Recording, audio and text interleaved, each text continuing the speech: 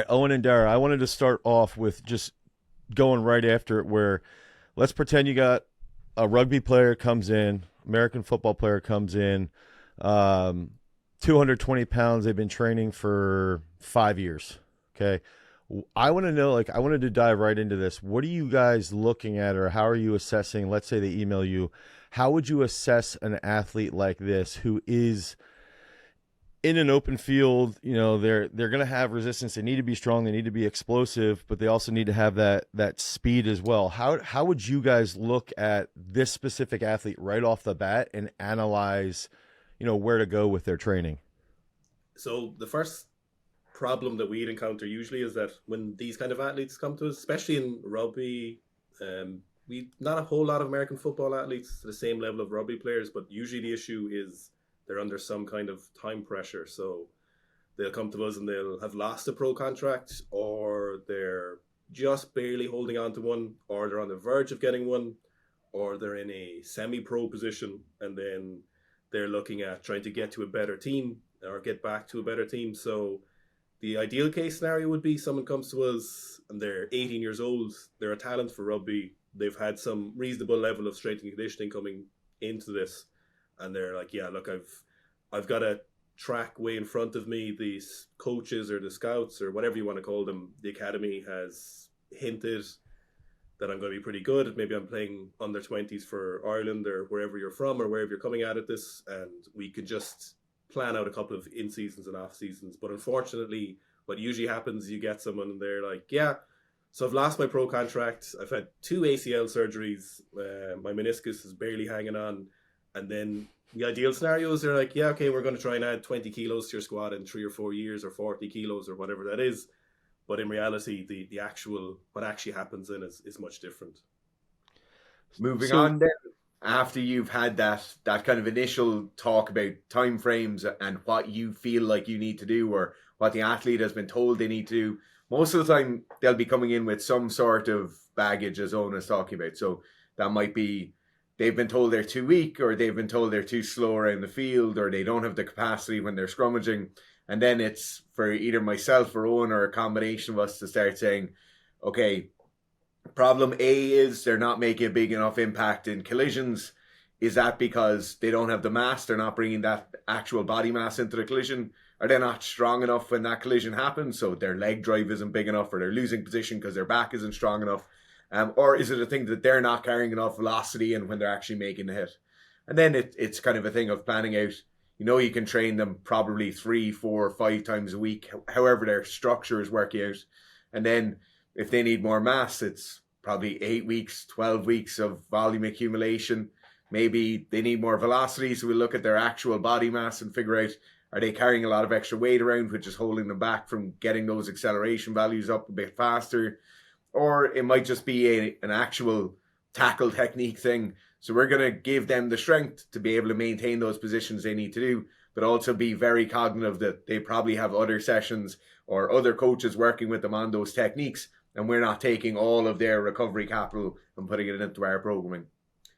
So what do you like psychological expectations? So there's this kind of career pressure. Obviously, as you'd see with a lot of your athletes, you're in a position where you might have deferred a university course or opportunities with work, and you're kind of at the cusp or the cusp of adulthood, and you might have had surgeries already, and they're like, I want to go pro, and you're like, look, we'll do our best with you, but you're in a position where you could waste the next couple of years. So it's important to manage expectations on how much their performance could improve. And the worst part for those as well is that you could actually meaningfully improve their performance, but for whatever reason, or politics or the system they're in or the country they're in, it just won't happen for them. So there's that kind of psychological aspect as well, where you're just trying to manage everyone's expectations and support them as best you can, but don't set them up to ruin most of their 20s. Yeah, that's the hard part. When you just mentioned there, how do you with expectations, how do you determine or clarify to them what those expectations might be? Like, let's say they come in and I liked how you guys broke that down, whether they're weak in the collision or bad in the scrum, or they're too slow, whatever it might be. Do you have anything, or do you use anything where you're like, okay, slow equals this, with specific numbers. So how are you able to quantify or to dial in what those expectations would be? Like, if, I don't know, I'm just thinking if some kid who's 21 comes in, he wants to play pro rugby and he back squats 100 kilos. I would assume that's not going to fly, but I wanted to see, do you guys have anything that you use to really help clarify those expectations as you're moving forward? We have a major advantage, particularly in sports like rugby or soccer and stuff, where we have a lot of athletes through our hands on a regular basis. So if baby Owen comes to me as a 17-year-old, and as you said, he's squatting 100 kilos, we probably have 50 people on the books in the last 2 years who are in a similar enough position. And then we have an understanding of numbers. We also are in a pretty good position where we have an understanding of what clubs here or professional clubs in the countries around us will expect. Like if somebody is approaching a correct body weight for their position. So let's say a front row rugby player between 115 and 120 kilos. If they're getting up to being a senior level player or following on from academy and they're not surpassing a double body weight squat, so they're not at 220 to 250 kilos, whether that's a box squat or depending on height, as we kind of briefly discussed before this, if they're not approaching those numbers, then that's an immediate X, or it's an immediate kind of tick in that box of this is something we need to look at. You also have other tests that are just commonly used. So it might be a Bronco test for aerobic capacity, might be a beep test if it's somebody going into defense forces or civil service. It might be any of these kind of common tests that we see. But with the squats, with the deadlifts, with the power cleans, it's nice. There's a very kind of clear expectation of what people want or what people feel is needed. And we'll just basically work them towards that structure. Now, there's a very rare case where you'll have somebody with a particularly high number in something. So it might be somebody coming in with their father was a weightlifting coach and they have an abnormally high back squat. In many cases, coaches would say, we're not going to back squat now because your back squat is 40 kilos ahead of everyone else. We actually like to lean into that a small bit. If you're coming in and it's your first week of preseason camp and you have a back squat that's 40 kilos than everyone else and it still continues to get better, then it's great that that's there. You know, it's a clear defining factor between you and everyone else on that team, or between you and an opposition player if you're in a collision. So there's fairly good frameworks out there in terms of what's expected. And then basically seeing players every year, seeing athletes every year. This guy's going in with 2.5 times body weight. He does pretty well. Or this girl's going in with a 1.5 times body weight and she was still a bit too weak in season. So just that kind of level of experience helps a lot. We'll also, a lot of those players will have like highlight reels on YouTube, well, maybe unlisted, or you can search for them and they'll send those over. And like Darren, for example, will watch their matches and you'll look through their Instagram and, you get quickly an idea if someone has it or not. You look at their Instagram and you're like, oh yes, there's a freak. You've got someone who's like, they're definitely going pro if you can help them. Or there's been cases where you're like you instantly see why they haven't got those pro contracts and you're like, okay. And then those scenarios, it's kind of unfortunate because you're trying to, you don't want to crush someone's dreams because you've no idea how someone could transform in a year or 2 or 3 years. And there's possibilities, it's within reason, it's never too late. So you're always just like managing those expectations, but you've a pretty good idea as soon as you see them, you see their training, especially when they're in that kind of late teens, very early 20s. If you see a player who was maybe an academy level player, so that's kind of pre-professional or just leaving school, and you see them and they're clearly very good at rugby, but physically they don't have it. And if you're sticking with rugby at the moment, the physicality in rugby is something that's enormous and more so every year. If you look at, the South African team in the last 2 World Cups, like they're super physically dominant. So it's not enough just to be good at rugby anymore. You do kind of have to be a little bit of a freak. And if we've had cases where we've got someone and they've been close to playing pro, they've been all the prior steps, but then you read in the email and you're like, oh, weird, they lost it. Then you go look at their Instagram or something, their lifts, and you're like, oh, that's the reason, And it's not a subjective kind of view from our point. It's just like that's the way rugby is at the moment, and they just didn't have those traits, and maybe they could develop them in the time they have with us with S&C, which would be fantastic. But you're also just kind of looking at them as a unit or a specimen and seeing if they have that minimum level of kind of freakiness. Mm-hmm. I almost think that's the hard part. There is like you're looking at them.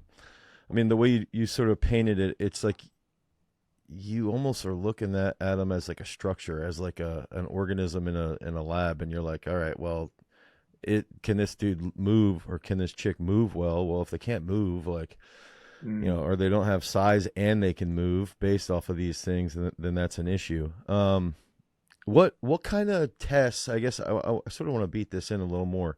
When you're looking at like when you're saying somebody being a freak and you throw out like a 2x body weight back squat, what are you seeing freak level, or how would they? One, I guess, what would be a test that is common in rugby for speed, like for actual velocity, and then what else would be almost like freakish level if you're looking at, like, let's say speed, and then let's say I don't know if they do broad or vert or just looking at simple power clean. What are you guys seeing with those tests? Because I want to pull out on that a little bit before we go a little bit more into that sport specific stuff. So rugby is very unique in the fact that we don't have standardized speed testing. So where you use a 40-yard dash, or some other sports might do a 10-meter out and back or something like that, where it's really standardized, every team, every franchise will use that. We don't have standardized testing for speed. So what you'll notice is they'll basically test speed pre-season, post-preseason, then they'll do like multiple tests for speed as you go throughout the year. And they're really looking for if manipulations in body weight or manipulations in maximal strength have changed, or overall training volume has had an effect on their speed. The big thing with rugby is faster players, so players who are playing in the back three, like fullback or either wing, or even the centers who are kind of used for their speed or known for their speed, they'll have speed tests, and they'll do a 10-meter speed test through a laser gate, or they might do something like a 40-meter or 40-yard dash, but they're really just in-house measurements, so they're not used so much for comparison across groups.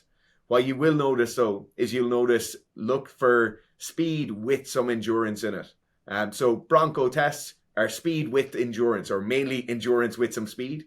In the same Can you way, walk Americans through the Bronco test quick? Because I think that you had mentioned that earlier. I didn't want to interrupt you, but I don't think Americans would know what this is.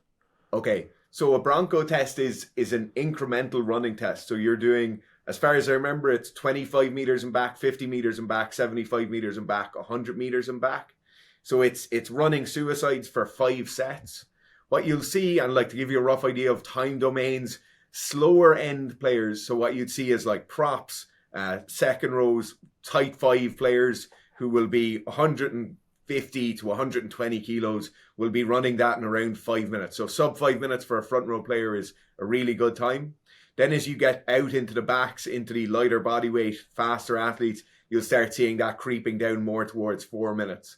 So there's still a really big endurance style to that test. And that's mainly a testament to the actual needs of speed and endurance in rugby. So it's not so much, we don't see players doing incredibly well who are 140 kilos and have an incredibly fast 20-meter dash, because they're great for 20 minutes of a game. But once we get into those later halves, or the second half, or even second half of the second half, that last quarter, they're really not as impactful anymore. So commonly we would have had players in the past, the rugby fans watching this will know of the French player Bastereau. He used to play in the centre, amazing, huge human being, incredibly powerful, but not really there for the modern game of what we see today. So not able to keep up into the later plays of the game. So in those cases, the beep tests are actually coming back now. Beep tests went away for a while. We went towards yo-yo testing a bit more. Tests are back. Beep tests are used in Southern and Northern Hemisphere teams, which is great, because now we suddenly get things like Irish players being compared to some of the New Zealand All Blacks, and we get a real good idea for what their speed and endurance numbers are like. It's probably important to note as well in regards to rugby is that you'll have team-based kind of investigative methods. So a head coach will come in if they take over a new rugby team, maybe that's an international team or a provincial team, and they'll bring oftentimes their own kind of crew or people they want. So their physiotherapists, their S&C coaches, and what the previous set of the team would have looked for probably won't necessarily be the same thing that the new team is going to look for. And you'll actually see cases where a very good S&C team is already present and a new coach will come in and they just won't particularly care, or the circumstances where they will just favor their own team of people. Maybe they work with them better. Maybe they don't particularly like the previous set of people. It's a reasonably small world. You'll see a lot of those coaches will make their way around those teams. I don't know if anyone watching rugby has probably seen some of the recent debacle in the English camp where people have left due to an apparent toxic environment. But you'll see that those particular players or those particular groups of coaches will have their own kind of views on what they think is important.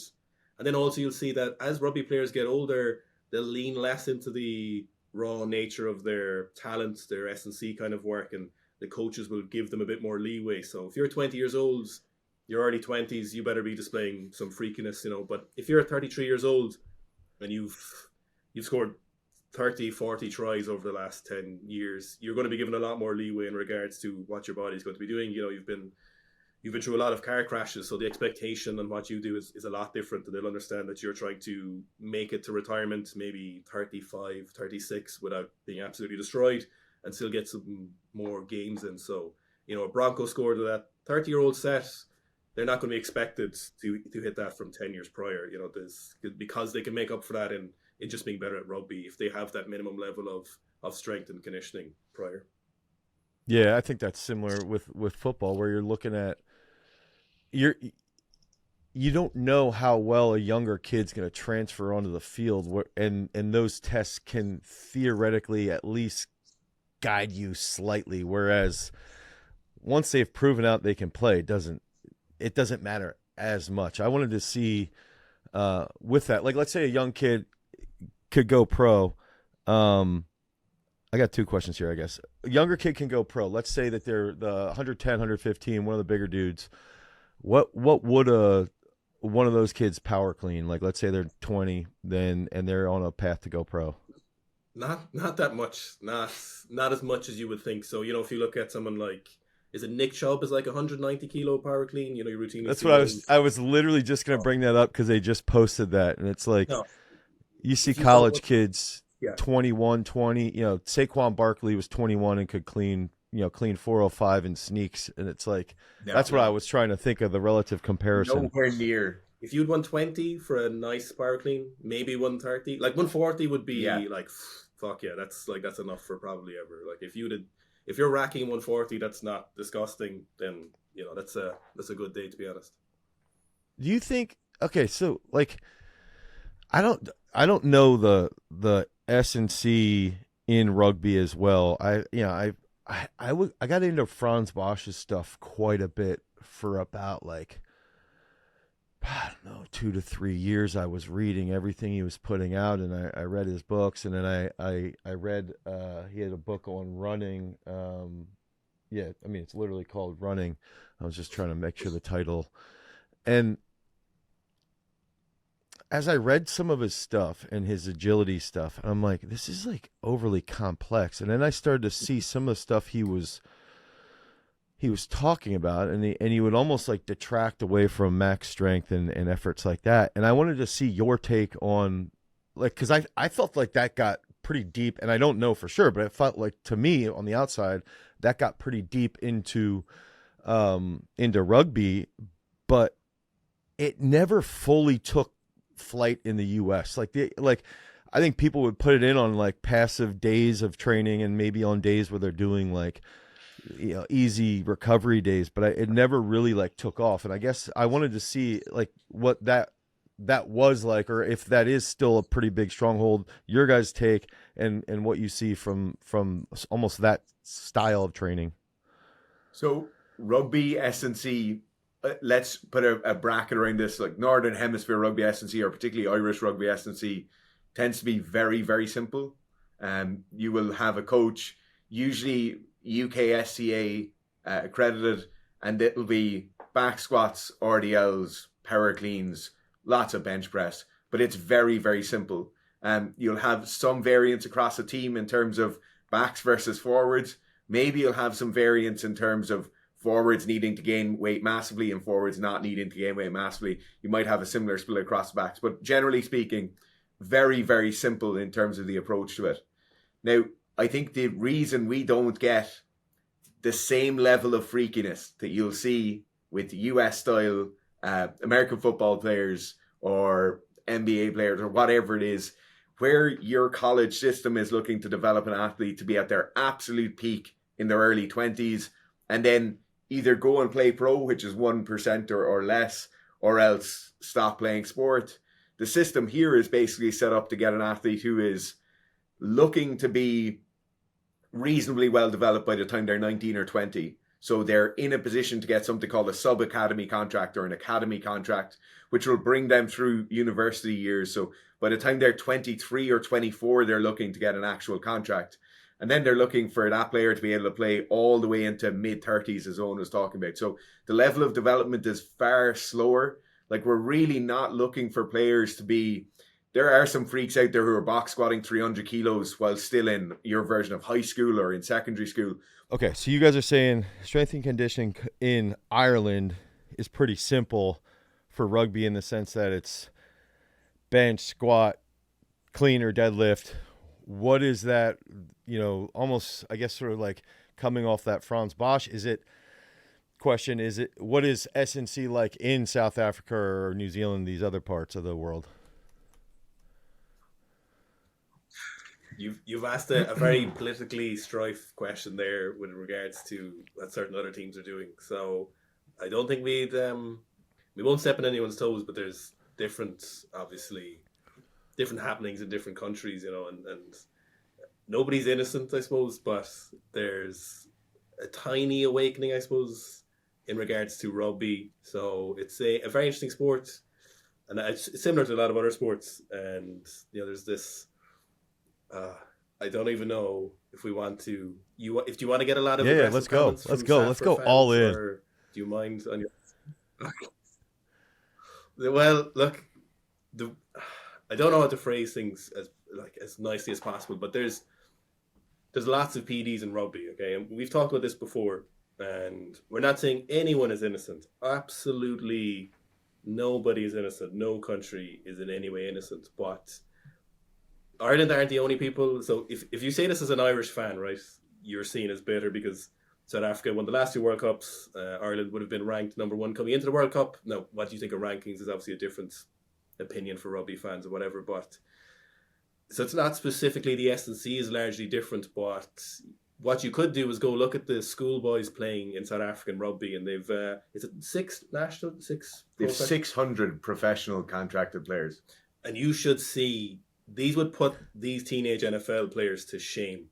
These boys are fucking units. Like, they are freaks.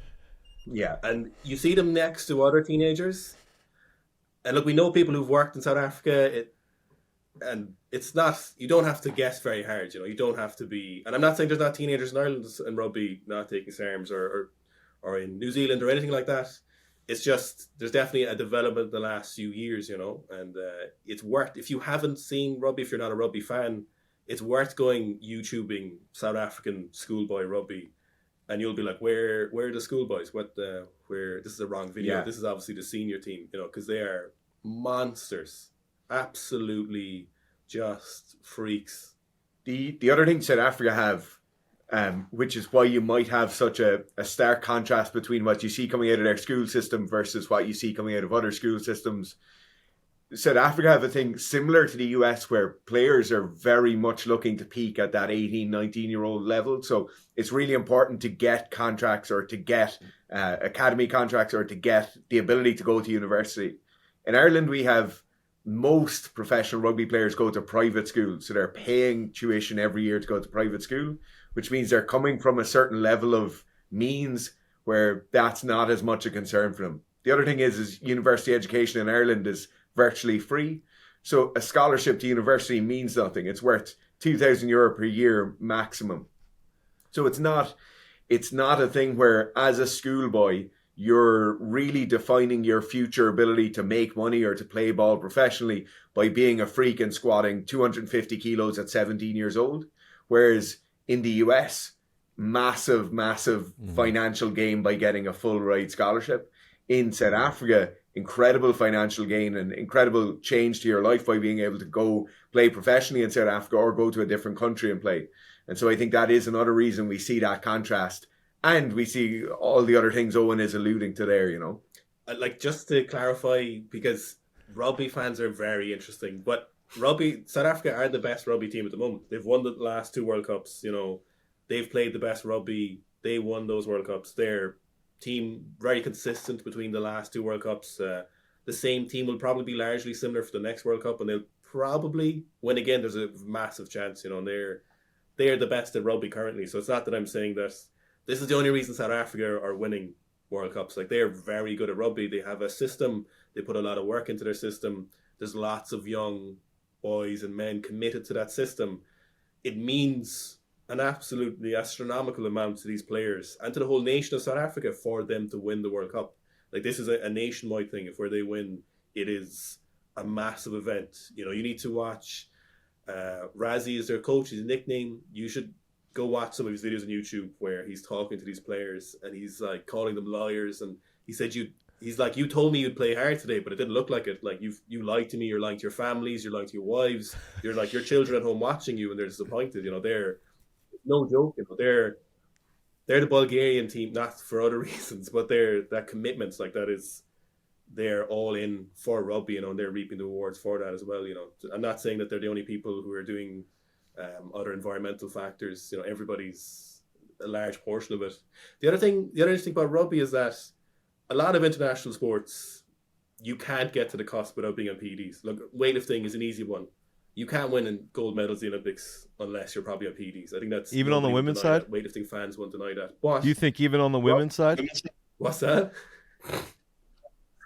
No, I think the women's side is different, but certainly on the male side, it's very unlikely. But in terms of rugby, you can just be really talented enough genetically with good S&C and not take PEDs and do really well in rugby, you know, because the nature of team sports, you play a team sport, you know, it's not just that one individual, you know. So we've had plenty of professional rugby players who have gone pro without taking PEDs, or as far as we know. Obviously, you never know as a coach. Someone you don't think they're on PEDs, they tell you they're not taking PEDs. That's, you know, that's all you can do with them as far as we're concerned. But so it's not to say South Africa only winning because of PEDs or whatever. Like, they are good at rugby and they have that system involved in it. You know, it's just rugby fans are very interesting because a lot of rugby fans don't play sports. Whereas if you compare it to weightlifting, you've weightlifting fans and you're like, oh, okay, I get it. They're, you know, they kind of understand the concept. Whereas when we look at rugby, it's either a lash, a clap back, and it'd be like, oh, the Irish team are on PEDs as well, and we're never like, okay, no, like, this isn't the problem, you know. It's, you need to be good at rugby to be good at rugby, you know. That there's no way of getting around that, you know. You could be the freakiest freak, but if you can't play well as a team, if you don't have good ball IQ, you're not going to go anywhere, you know. That's not how the sport works. Like, those raw attributes. So when we were off air there shortly, you brought up just how I periodized, like, using single leg squats, and I wanted to, like, almost like go back and ask you guys, because one thing you had that I had seen was like, okay, when do you stop using linear periodization? And I wanted to get from you guys, like, okay, let's say you have this kid who's 15, he comes to you, and that was another thought, like, for us, like, getting 12-year-olds to start training is, like, pretty normal. Like, we have 12-year-old kids who come in. I keep talking. I have this one girl. I'm like, dude, she's gonna win the Olympics, and she's 12. And my wife's like, stop telling people that Loveland's gonna win the Olympics. But anyway, we have it's pretty normal where it's like 12, 13 years old. Nick Singleton started training 6th grade, right? And it's like, you know, by the time yesterday we actually had this conversation because we were looking at the record board. He was in 8th grade, so he turned 14 in February of 8th grade, and he could clean 300 pounds and he could bench press 325. Now, okay, enough. I'll stop bragging. What is that when you use periodization? What model you use in early, and then do you shift? When do you shift? What sort of triggers that in your own training for a field-based athlete like a rugby player or football player? So most field sports athletes who come to us would be 15, 16, 17. And that's usually what we're seeing now. In some of the private school systems, they might get them in as 13 and 14-year-olds, but they're really not doing effective weight training. They might be training with a barbell, but they're really not doing a planned periodized block. They're not progressing from week to week. They're basically practicing movements and then doing some physical literacy stuff in a gym environment. Now, as 15, 16 and 17-year-olds come into us, depending what level of puberty they're at or what level of physical development they're at, it really starts off with just learning the movements. And in the same way where a 22-year-old might come to us and their squat technique might be bad and they'll have to relearn the movement, it's very, very different from that 15-year-old who's coming in and learning the movement. So when the 15-year-old is coming in, there is no allocation for, oh, your hips are a bit tight, so it's okay if you just go to parallel today. You know, when the 15-year-old is coming in, everything has to be perfect. And if there's something holding us back, that's the main area of focus. And maybe they have very poor proprioception in their lower body, and we'll give that a month, give that 2 months, allow that to actually develop, make sure they're focusing on that. We might even use some drills with them to get them a bit more physically skilled in that area, and then start training them as you would probably start training a standard 14 or 15-year-old in the US, you know. But the big thing, or one of the major differences we have in our field sports here, is that most kids who are playing at a high level, whether that's soccer, rugby, Gaelic football, or hurling, are playing at least 2 of those sports. So when they're 13, 14, 15, 16, up until around 16 or 17, most good athletes are multi-sport athletes here. So we have really small populations, very, very sporting-centered country. Rugby is our 4th most popular sport. So before rugby, Gaelic football, hurling, and soccer all take precedent. So then we have another thing where a lot of those young players actually get massively overtrained in their late adolescence, which is another whole challenge to go through with those teams or with those groups.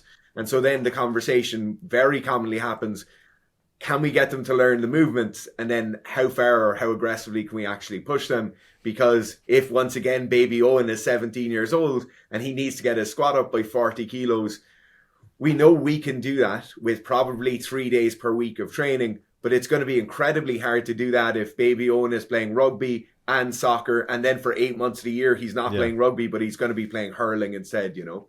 And that's a massive thing that I actually think I've seen a lot of really, really talented athletes slip by the wayside and stop playing sport because they get really overtrained as a 16 or 17-year-old.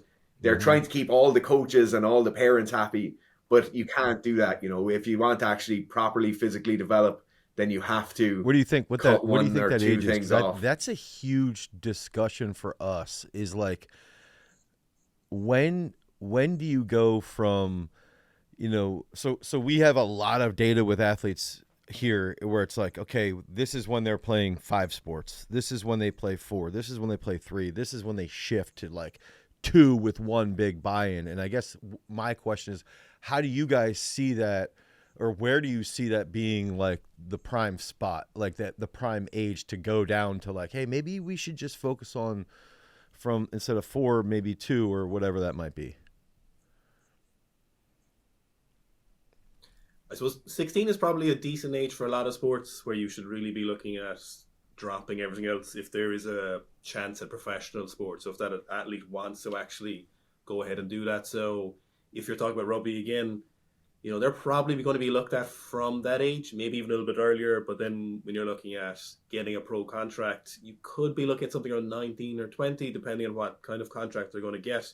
So the thing as well is if you're not getting it at that age, it's very, very hard or very unlikely that you'll get it after those ages. So once you move out of your early 20s, you're looking at really hard time playing professional rugby with a high level team. Even if you're good enough then, it's unlikely you'll be invested in, you know, just if you look at kind of statistically that you're unlikely to be invested in those, you know, if you're 25, you're probably, if you haven't gotten something meaningful with a professional team now, you're probably not going to get it. So if you look at 19 and 20 being the most important years, maybe you're kind of looking at 16. Hopefully you've done a bit of S&C up until that point.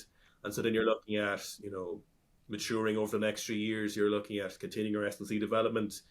And if you look at in seasons, off seasons, and if you look at the amount of lower limb injuries in multi-sport athletes, if you look at them in Ireland, the amount of athletes who have knee-related injuries, meniscus, ACL, MCL, anything like that, any combination of these, usually you see multi-incidents. You don't see an ACL and a meniscus, even if they've been strength training, because they could be playing 4-5 pitch sessions all year round, just as Dara talked about there, because they've meshed a load of different sports whose in-seasons cover the off-seasons of the other sports. Then you have this social pressure and cultural pressure and parental pressure of being like, oh, you want to give up hurling, or then there's this pressure for, they don't want to give up hurling, but you need to go play rugby. You're going to a private school, you've paid 15,000-20,000 a year maybe for this private secondary school over a couple of years. And it was the idea that you would have a better chance of playing rugby because this gym has an S&C coach for secondary school, which isn't very common in Ireland, in that kind of teenage years. And then you've this pressure from parents, and they might actually want to go swimming. They might like any field sports, so you've got so many different things at play that it's very unfortunate for those athletes.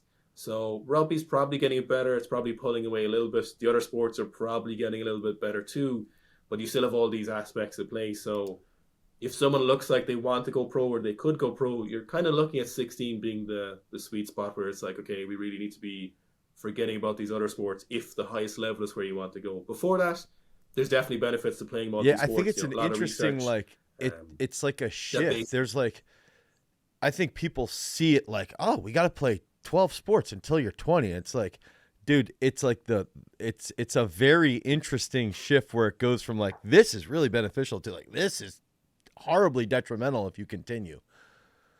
And it's like finding that without also having a fallout with other coaches as well. And if you're training that athlete, like we have this where it's like, yo, this athlete stopped playing football, and the football coaches then get mad because they're focusing on something else, or in your case, rugby shifts from Gaelic football. Yeah. You wouldn't believe how many teenagers need. Yeah, that's so. I wanted to bring up because you guys had a video on like trying harder, like, and I almost, and I think if I remember, it was more so related to weightlifting, but Olympic weightlifting. But I wanted to see too is that possibly one of the other issues is like, if you can get someone around that age of 16 to buy more into S&C and they start to actually try maybe a little bit harder in the gym, and do you see that as another version of like trying harder for the sport? That's a question, but then also, how do you see maybe effort in the gym as well, like in a whole nother sense of like percentage wise related to big lifts? But I guess that's a double layered question. So sorry.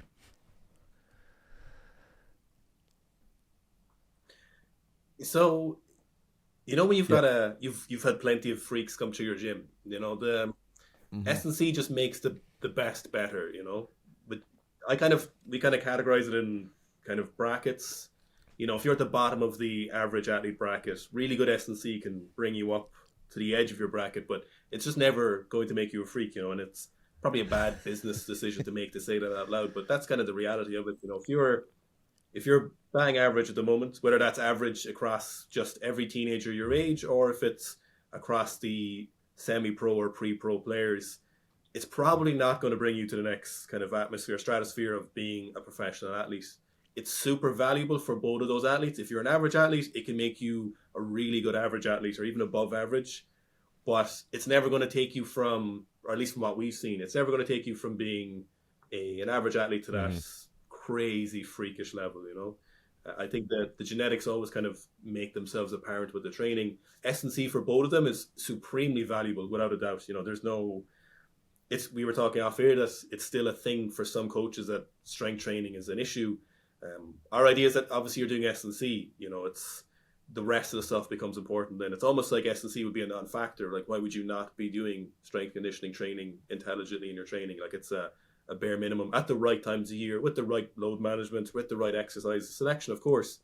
But like, what difference does it make to the athlete? It's, you can't, we used to have a saying, you can't make strawberry jam out of dog shit. No matter how much strawberry jam you put into dog shit, you're still, at what point would you eat that sandwich? It's like, that's kind of what you're left with. So it's super valuable, big differences, but you're not, you're not getting out of your stratosphere. I think the other thing on the try harder point of view, most of the time with athletes who are playing a sport, trying harder is not the problem. Like mostly, let's say 85 to 90% of those players, most of the time, are going to be trying their very, very hardest. I think what you do have sometimes, though, and this is more so for the team sports rather than the individual sports, is you have somewhat incorrect views of what different training sessions are or what levels of intensity should be brought to different training sessions. So you'll get guys show up on the Friday night before a game when it's like what we call it captain's run. You're walking through at 50% speed, you're running plays, plenty of talking communication, but it's running, you're just barely going through it. You got guys who'll show up there at 99% intensity, ready to go for the next day, when that's not really the time. You need to show up there quite cool, calm and collected. And yet they'll show up to a gym session on a Thursday morning when they're going to be doing back squat triples up to 90% of 1RM, and they'll kind of mope into the gym. And it's not that they're not necessarily trying hard, but the bracket of intensity or the level of arousal they're seeking before the sessions mightn't be quite correct. And I think that's the point as coaches. These are young guys and girls, and they don't understand the level of intensity they should bring to any situation that they're getting themselves in. You kind of have to coach them through it a bit more. So whether it's the coloring on their programming spreadsheet is different, where this is a orange or red session, this is a green or blue session, and now we know this is how difficult it's going to be, or this is how hyped you're going to need to be for it, versus just getting it to the point where we tell everybody they need to try their ass off every single time, or you need to be here, you need to have your head screwed on every single time you walk into this changing room or walk into this gym. Of course, that's true. They can't just mope around the place with their kind of slouched posture, but an open and honest conversation around what level of effort or what level of intensity they're going to bring, I think, can be really valuable. One sort of related to effort is how, like, do you guys? And I feel like and again, this is me stereotyping. I feel like in rugby, S&C, there's like minimal bodybuilding work, whereas in our world of like American football, there's like two routes. Like there's either like the functional VBT guy over here, or there's like the lift heavy, squat heavy, do bodybuilding work. That was another question I wanted to bring up, is like how much of that plays a role as well. Because I've often seen personally, it's like if we have kids that do bodybuilding stuff, it's almost one of those things where when we bodybuild, like at the end of a session, it eventually leaks into the intensity of their squat or the intensity of their Olympic lift if we were doing that. And it might take a couple months, but they learn how to take like the discomfort of bodybuilding to apply it to the squat, to apply it to the weightlifting exercise. And I just had that question for specifically to you guys. So if you look at, for example, teenagers who are playing rugby at the moment and they're taking their S&C seriously, a lot of their work is going to be upper body splits, push-pull, kind of typical bodybuild stuff. They're going to go online, and unless they come across, you or us or someone, they're just going to be doing kind of dumb training. They're going to be in a group with their friends. They're going to be doing bodybuilding stuff, but then they're also going to max. Hey, that's not that dumb. And they might end up taking SARM. Yeah.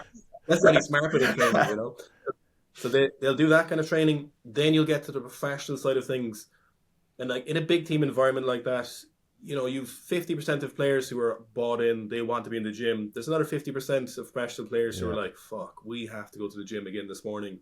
And then you've got some really good S&C coaches. And then obviously, like any profession, you've got some poor S&C coaches.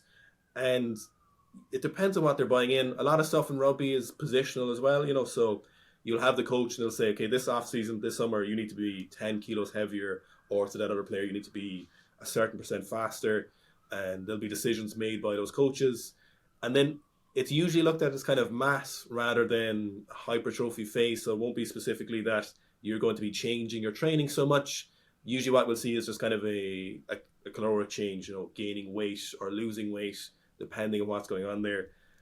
And then you'll have stuff like, a really good player, Tyg Furlong for Ireland, was a very fast player for his size. He gained a lot of weight in recent years, allegedly due to kind of a direction for the team to make him a better player in that position.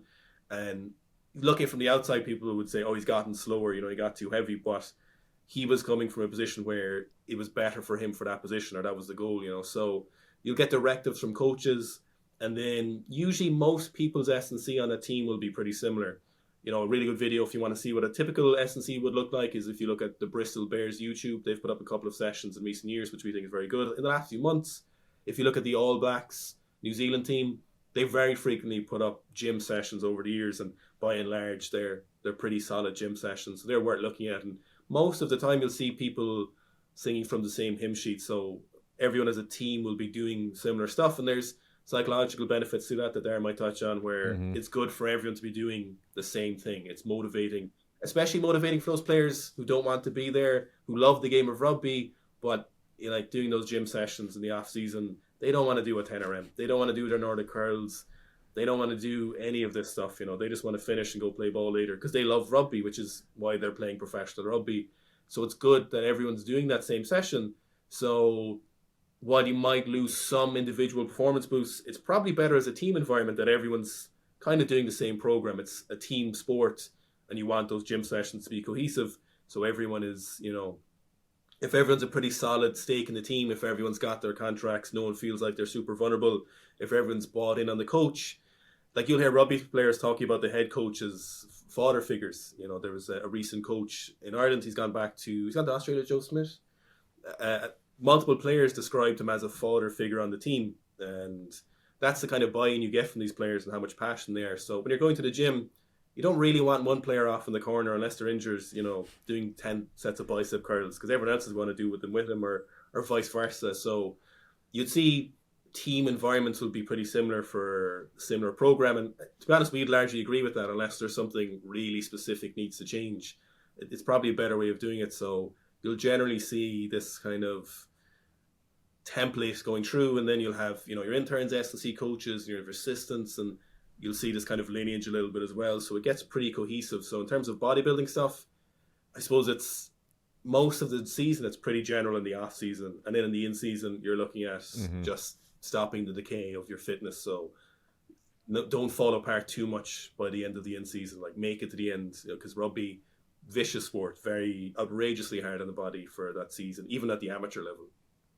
I think that's the other major disadvantage as well, and probably why we don't see as much of the really specific bodybuilding is, at this point, their off season is usually less than 2 months of the year. So they're in a preseason block, or they're in season for 10 and a half months of the year, which is absolutely absurd. Like that really isn't how the game was. Like, most of the time, the game was played in winter months. So it was end of September, then October, November, December. Usually have a break at the end of December, January, February, and by March you're done. Usually that's how it would have always been. It's to the point now where every team is back training by end of July, start of August, and every team is probably splitting up for a break around June. So like, you might have June and some of July as an off season, but that's it. Besides that, you're with the team. You don't really have your time for going off and doing your own side quest of gaining an extra 10 kilos of your upper body. You don't really have time for giving this shoulder a lot of extra work because you got an operation done midway through the season and you barely got to rehab it. Is that because there's more money in it? It is. Is it related to more money being in the sport? So now they want more control over you to keep you around?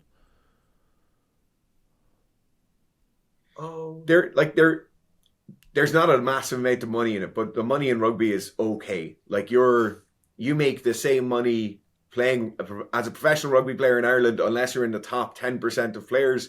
Your senior contract starting off is usually around 80 grand a year. So that would be the same as a chartered accountant in Ireland would make the same as a professional rugby player.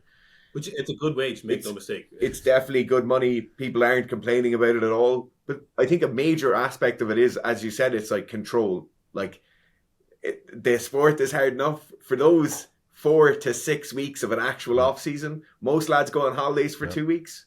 Rugby players drink a lot and they don't really want to train because they're probably injured. So like, that off season is actually an off season. There's obviously the guys who come to us who hit it really, really hard for those month or two.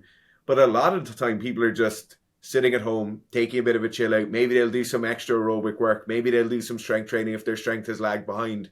But they're really training very hard in their season, and they don't really have a good block of time to build up that kind of physical freakiness outside of the season. A big thing we've seen in the last few years is lots of players have gone to French rugby because they pay astronomical wages compared to other teams. So French provincial rugby, so French club championships or whatever. Is it Pro 14 at the moment? Or is it Yeah. So they pay huge wages, maybe 3, 4, 5 times those wages. Some of the coaches might be getting well into the 6 figures, like close to that 7 figures, depending on where they are. And they'll go play that style of rugby in France, but it's super rough. It's brutal. Players come back and they're essentially never the same because they played such hard rugby for so long. Concussions, limbs, they play really hard rugby. 50. 50 games a year. 50 games a year. Testing is borderline minimal depending on who you're talking to. So it's super rough. But for those individual players, it's a perfect decision because you could go from making 70, 80K a year. You might get some match bonuses, some scoring bonuses. If you get to the World Cup, you might get a little extra. Or you can go play rugby there for 5, 6 years, literally quadruple 5x, 6x your income and kind of set yourself up for life. But you're almost guaranteed to come back and you're ruined. You're almost guaranteed to be, okay, I'm sacrificing my body. You'll see a lot of players will have families when they make this decision. It's usually interesting. So the younger players won't always do it. Then they'll get offering those contracts. They'll go do it for 5 or 6 years. And if they come back to their national teams, they're kind of done. But as an individual, you would absolutely see where they're coming from. They're going to a place. Some coaches, there was a period where if you left, you weren't allowed to come back to the national team. That's changed in recent years in some countries, but there's definitely a lot of politics and money at play in regards to those decisions. But as an individual, 100%. It's a no-brainer. I wanted to ask you guys, going into, closing this out, I've got 3 questions, and they all might be a little too long. So the first question was going to be... This is the way I pitch this. You're stuck on a deserted island. You get one exercise to pick to do. For you, Owen, that makes sense. Okay, Dara, what are you picking? Yeah. Okay. Definitely power cleans. To be honest, I'd probably pick anything except back squat. I'm built in opposition to back squatting. What's your best your best back squat? Dara. 300 kilos high bar. I mean, that's still pretty freaking good. I've squatted 230 so many times. That's a good squat. It's a very good squat.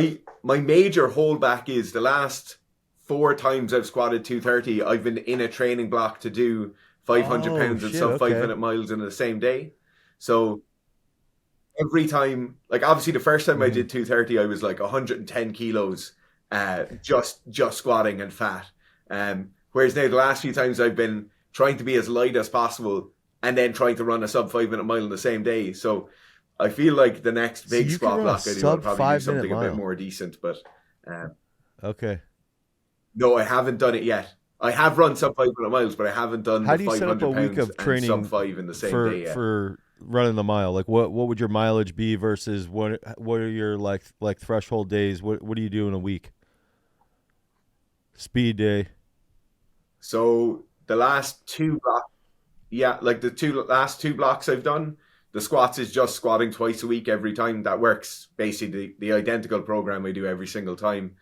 And then the running is usually at the top end mileage. Last time it was a 3K or a 5K 4 times per week, and then probably 3 track running sessions. 8 repeat 8s, or are you running repeat 2s, 4s, 8s, and 1Ks. How much rest on let's say you run 5 8s. What are you giving yourself time wise? Rest. About 2 minutes usually. Right, 2 minutes. Yeah, 90 seconds to 2 minutes. You get incredibly fit doing. My resting heart rate for one of them was down into the 40s. But it's massive training volume in terms of running at that body weight. In the high 90 kilos, to be doing that much running was just the first time I did it, I got a stress fracture on my tibia. The second time I did it, I tore the fascia on the underside of my foot. And then this year I gave myself rhabdo.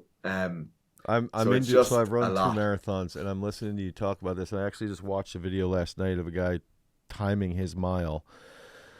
And I was always a fat kid and hated running, but now I like running quite a bit as I'm getting older. And I'm like, man, I would love to try and run. I don't even know if I could run a sub 6. I've run like a 7:40, just like on a run, and I'm like, damn, I gotta try this. But Yeah. that's crazy. Yeah, You should definitely try for the it. Do you headspace, like you the say? running for the headspace by any chance? Yeah, Is there 100%. something? It's like Yeah. it's weird. So in the U.S., I don't know how you guys are, but we have this obsession with cutting our grass, and I equate mow I equate mowing the lawn. I always said this. I never understood why my dad was always cutting the grass, and then when I've got 4 kids, and now I'm like, now I get it. Like my brother and I and my sister, we couldn't pester him when he was cutting the grass. Like we would always, hey Dad, let's go do this, and it's the same thing for me. But it when I run, it's like getting into the rhythm. But then also there's a half-mile hill near me, and I've been doing repeat hills, trying to do the fat man's version of double threshold training. So I'll go do threshold work on the hill, try and get my heart rate up every time to like 170, 175. And that's when I'm like, maybe I do sort of I'm interested in the mile thing. But yeah, headspace 100%. Okay. That was interesting. Oh, and do you run at all? I started sprinting this year, so obviously with weightlifting for 12 years, there was no sprinting. After I squatted 300 at the end of last year, I just kind of wanted to start a bit of sprinting. I wasn't doing much weightlifting for the last year and a half.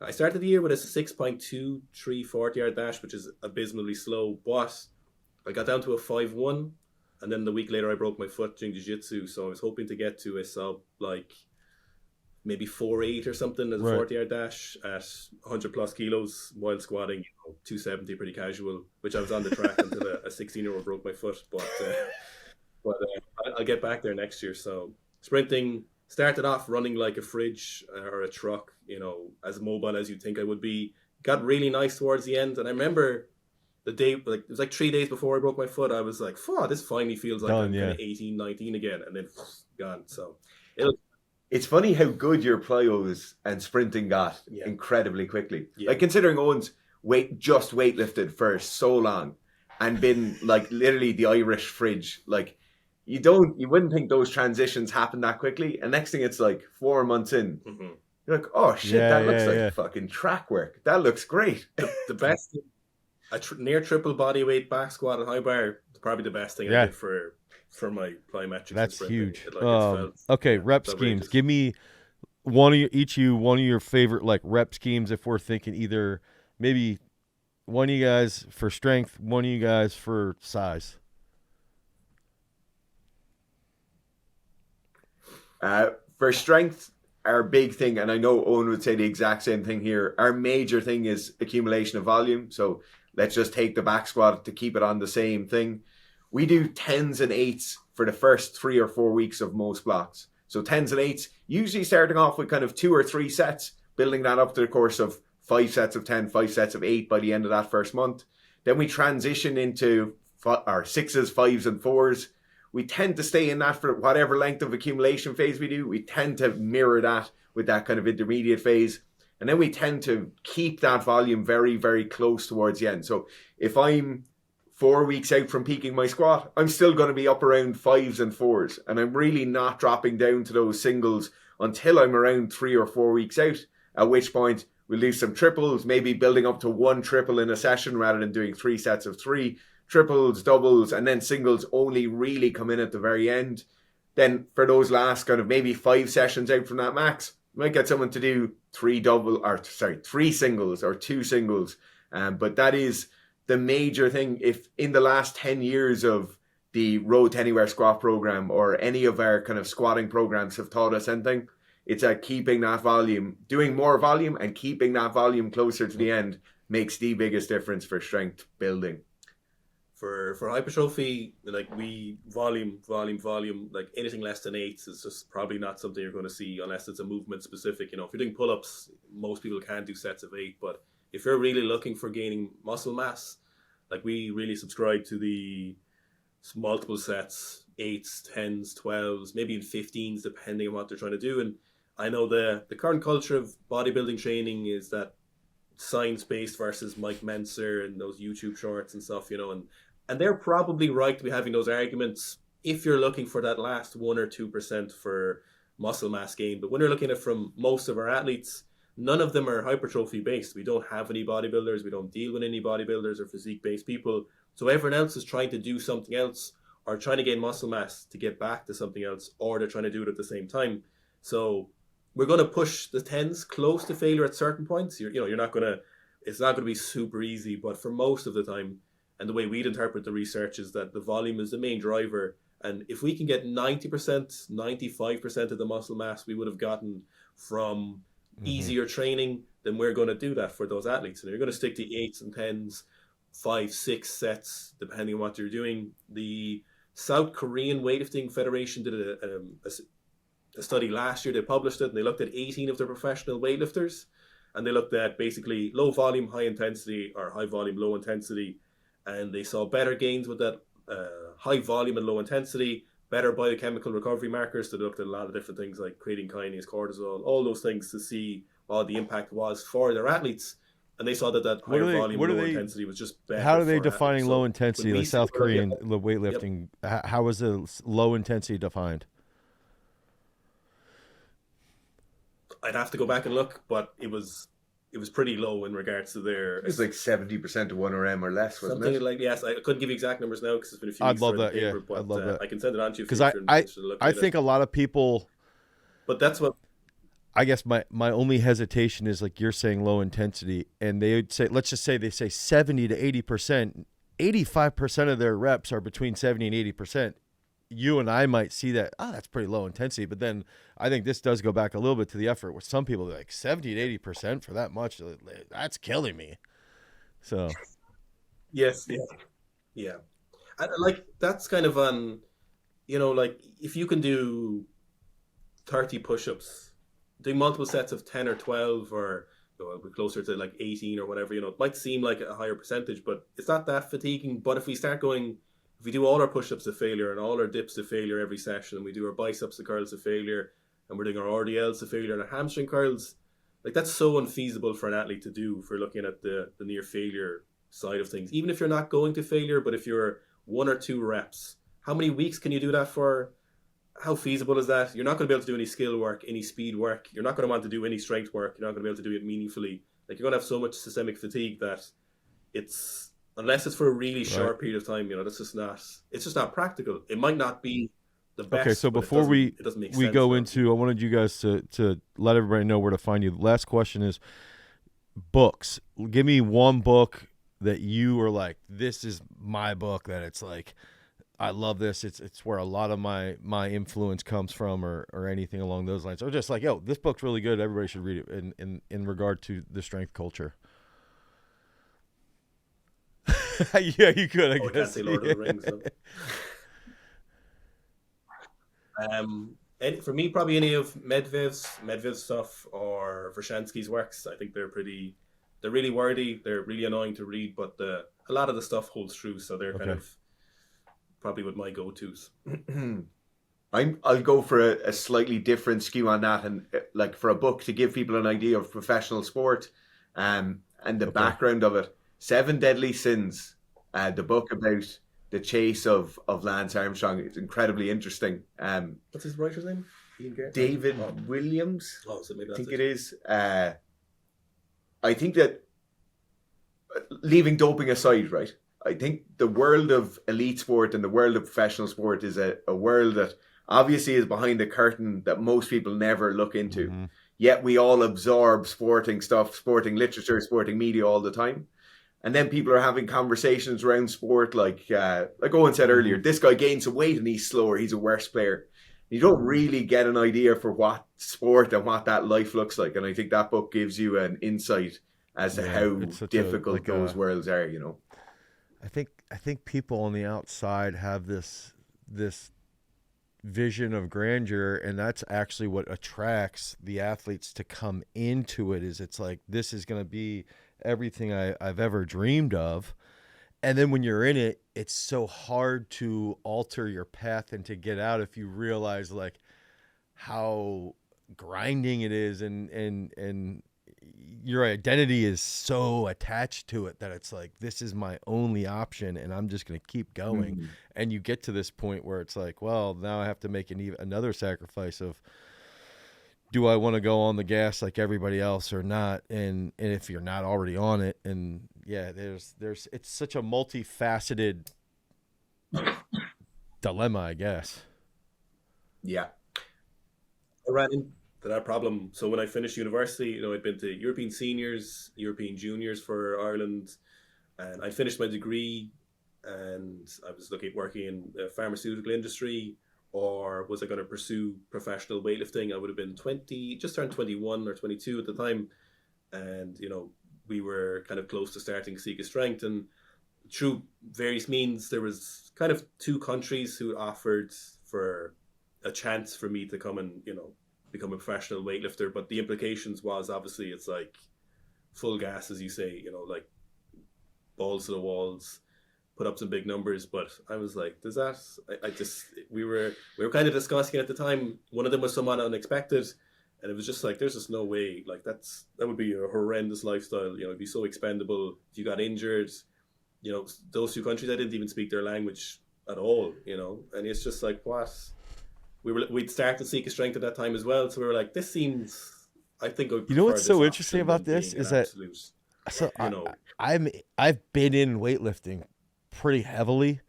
Like I've coached at every world championship since 18, and I don't know if it's the separation geographically. But for when you had said earlier, and it's not that I disagree with the men's being on the sauce, the men's side, but when you just said that about like someone approaching you and being like, yo, you can come over here and go throttle up, I'm like, what? And the funny thing is that everybody in the comments is always like, oh, Americans always act like they're clean and they're all on steroids. It's like, dude, we literally have a USADA parking spot at our gym because we get tested so frequently here. Like, it's just constantly. And we also, we have 360 million people in our country. It's huge. So the pull is enormous. But when you just said that, I'm like, Yeah. like, you gotta tell me who these countries are off air. I'm so interested because it's like I'm so naive, and like I see the Chinese weightlifters, Nassar and stuff, and I'm like, come on, like, and then even there's some other things, recently the women's marathon world record. I'm even looking, I'm like, God, there's no way this chick's clean. But anyway, it's like when you have someone who has that experience, it's like, whoa, what the hell? And it's like, the sad part is like, then I'll actually talk about we had a weightlifter, Jake Horst. He snatched 145 as a 73, clean and jerk like 70. Made a couple, the glasses. Yeah. He's kind of skinny, real wiry kid, and it's like he grew up training here as a wrestler, and then we transitioned him over to weightlifting, and it's like, we had this goal of, made a couple world teams, and then long shot try to make the Olympics. But you look at it and you're like Jake never used anything. And if we're in this country establishing goals based off of unrealistic expectations because you're comparing yourself to someone from a fully funded system that also has that support as well, the chemical support as well. So it's such a and that creates that dilemma then as well for your athlete, because they think about it.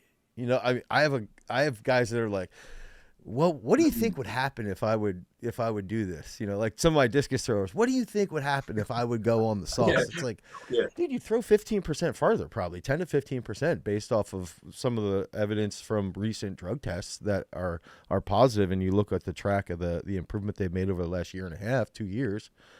So it's such a wild. The problem you have is you're going to have a lot of freaks as well. So, like we said earlier, you can't make strawberry jam out of dog shit. So, like, PEDs won't take you out of that kind of the circle you're in, But if you're a freak and someone is like, how about 10 years of training on gear? It's just like, holy shit, who are you going to be at the end of that? And especially in some ways with a gear, it's like, is it just taking gear, or is it what kind of gear? How much you taking it? When are you taking it? Who's helping you take it? Where are you getting it from? How are you passing drug tests? So it's kind of like it's like a yes or no question, but it's also like a dimmer it's switch. Interesting. Like you guys did a thing on Ilya Ilin, and so I did want to bring this up a little, but I didn't know where to put this in. So now I think it fits. Is like I've struggled myself personally, where like I've done videos on him and I've talked about him. This is way back when we first started YouTube, but like I don't like talking about him because it's like, all right, well, he was this, just on it for so long, but then at the same time, you can learn so much from his technical movement and stuff like that. And I know you guys have recently done a video, so I'm like, how do you justify that? And I'm not saying it's bad one way or the other. How do you justify moving forward, talking about that, talking about him, but then also knowing at the same time he was on it, and then distributing that to people and being like, this guy was cool, dude. He was the man, and he was cool. But at the same time, he was doing this and negatively impacting other people in the sport. So I suppose there's two things on that. One, we have basically a company policy of we don't particularly care what anyone does. So 99% of the athletes we deal with are natural athletes, And then there's a percentage, whether they be professional or amateurs who do take PEDs. Like, we have no opinion on what people do. We just want to give you training information as best as possible and for you to get better so you can know what to do. Similar to your YouTube channel, it's just good information, do it what you will, And look, we're not going to turn someone away if you're in a sport where most people are on PEDs and then you come to us and you're trying to get better. We're not going to be like, no, you're a bad person. No, you're on drugs. No way. We're going to be like, look, yeah. Like, we don't advise doing any drugs. We have absolutely no opinions on what drugs they take. We don't. It's literally, are you on PEDs? Yes or no? And then that's kind of it, The other thing in regards to Ilya, from talking to lots of national team coaches, lots of doctors, whatever you want to call them, who help people take PEDs, being around weightlifting for a very long time, we have never seen someone go from being Bob average to being a freak. It just does not happen. And for a while, I kind of thought about this with Ilya, where we were like, because you saw him on the comeback, you were like, maybe he just responded really well from drugs, but the evidence that we've seen just doesn't back that up. You just don't. Mm-hmm. Drugs don't make you alien. He's born that way. Genetics are so much more unfair than drugs will ever be. There's an argument to be made that drugs make genetics a little bit more fair. But when Ilya was 8, for example, if you talk about him, when he walked into the gym, his coach was like, this is the one I've been waiting for. Like, this is the guy. Like the freaks, the genetics are so much more unfair than those PEDs will ever make it, And I've just never seen someone who's been struggling to snatch 100 kilos within 5 years. And I think if you ever snatch 100 kilos as a male, you're doing unbelievable. Mm-hmm. If you're a female athlete snatch 100 kilos, you're a freak of nature. But we've never seen him where an athlete has been training for 5-6 years, they barely snatch 100 kilos, and then they take PEDs, and you're like, oh, here's a 150 snatcher. It just does not happen, So from what we've seen, we're like, Ilya, look, that's the nature of the sport. Is it unfair on some people? Yeah. Was I coming 20th out of 24 at Europeans? Was I in the C group at 4 o'clock in the morning? Yeah. But I just have no... I just don't have any ill will towards it, And at that time frame, there was it was like this massive transition period in the sport of like dirty, clean people to somewhat cleaner. And I think like that also has to be factored in. It's funny you said that though. Yeah. Go ahead, Dara. Go ahead. I think as well, like, so for us, realistically, we deal with 8 to 12 sports somewhat regularly, like touch points on a weekly basis with those sports. And certain sports you'd never be able to talk about if you didn't talk about the best who are doing it, who are also on PEDs.